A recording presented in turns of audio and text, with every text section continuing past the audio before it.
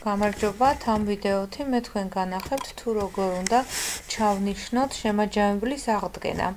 ამისათვის უნდა შევიდეთ კალენდარში და ზედა მარჯვენა კუთხეში არის ესეთი პლუს ღილაკი. ვაწყაბებთ მასზე. დავწეროთ შემაჯამებლის აღდგენა. აქ ნახეთ რიცხვი მითითებულია.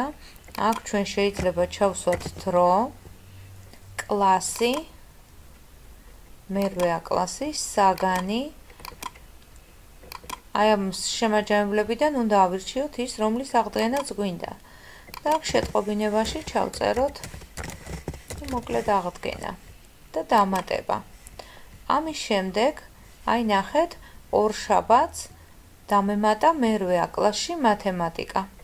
თუ მე ამაზე დავაკლიკებ, ნახავ ვინ არიან მონაწილეები, ესეც შემიძლია გავსაზღვრო.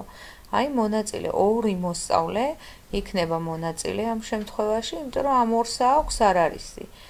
სულ ეს არის შემაჯამებლის ჩანიშვნა, აღდგენის ჩანიშვნა. ახლა როგორ მოხდება ნიშნების დაწერა? ამისათვის შევდივართ ჟურნალში, ვირჩევ აუცილებლად კლასს, მერვე კლასი, ვირჩევ საგანს და არჩევა. ამის შემდეგ შევდივარ იმ რიცხვზე, რომელ რიცხვშიც აღდგენა მქონდა მე. აი ნახეთ, ეს ორი ბავშვი გამომიტანა მხოლოდ და ჩვეულებრივ ისევე როგორც სხვა შემთხვევაში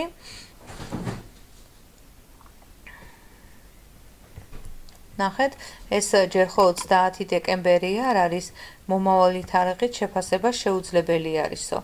და მომავალი თარიღით შემდეგ უკვე ეს აღდგენა ჩანიშნული მაქვს და 30-ში რომ ჩატარდება, უკვე მერე შეიძლება ჩავწეროთ ნიშანი.